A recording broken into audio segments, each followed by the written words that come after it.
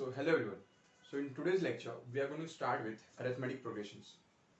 So first of all we will try to understand what is arithmetic progressions and उसके sums भी देखने वाले हैं and I will try to cover each and every questions जो भी questions board में पूछे जाते हैं ताकि आपको कोई भी डाउटफुल ना रहे कि which question will be asked and sir आपने यही question क्यों करा है बोर्ड वाले questions below.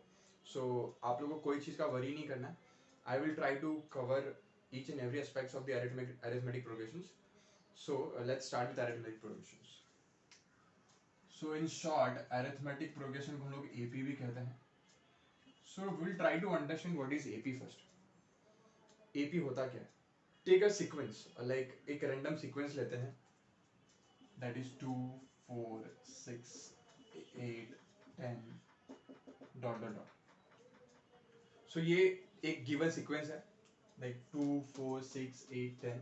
आप लोग कुछ भी ले सकते हो, कोई हार्ड एंड फास्ट रूल नहीं है.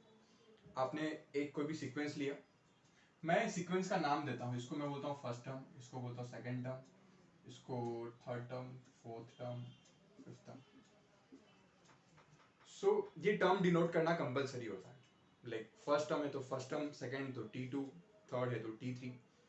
तो सिमिलरली अभी सर ये आपने टर्म में लिख दिया. अभी मुझे पता कैसे चलेगा कि जो गिवन सीक्वेंस है वो AP है या नहीं? बहुत सिंपल है. डिफरेंस निकालो दो नंबर के बीच का. सर कैसे? Let's see. ये दो टर्म हुए. डिफरेंस फाइंड करने का फॉर्मूला होता है T2 माइनस T1. हमेशा जो सेकंड माइनस फर्स्ट होता है याद रखिएगा. अगर मैं ये दो टर्म का बात कर रहा हूं तो second term minus first term होगा.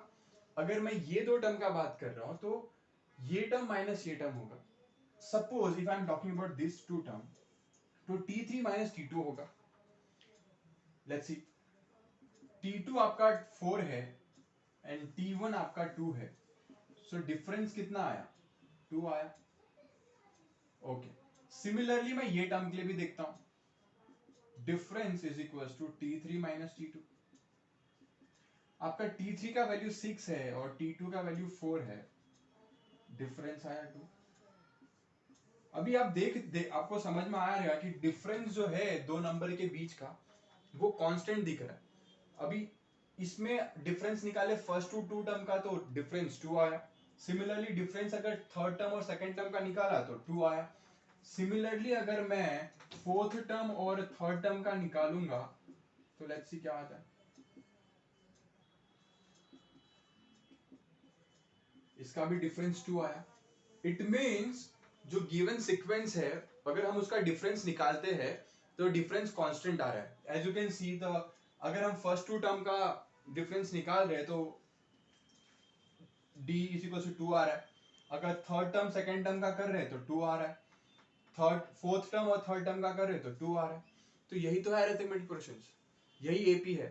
AP में ये बोला जाता है कि जो भी आपका गिवन सीक्वेंस है अगर उसका डिफरेंस निकालते हो गिवन सीक्वेंस का, अगर डिफरेंस कांस्टेंट आ रहा है दो नंबर के बीच का तो हम उसे कह सकते हैं कि जो भी सीक्वेंस दिया गया है वो AP है.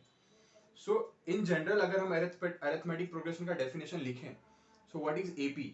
AP is nothing but the difference between two consecutive terms. What are the terms?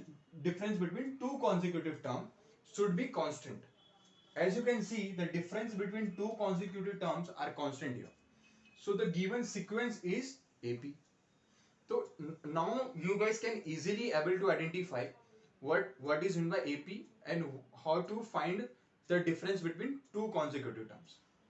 So we have discussed the basics about the arithmetic progression. That is, what is arithmetic progression?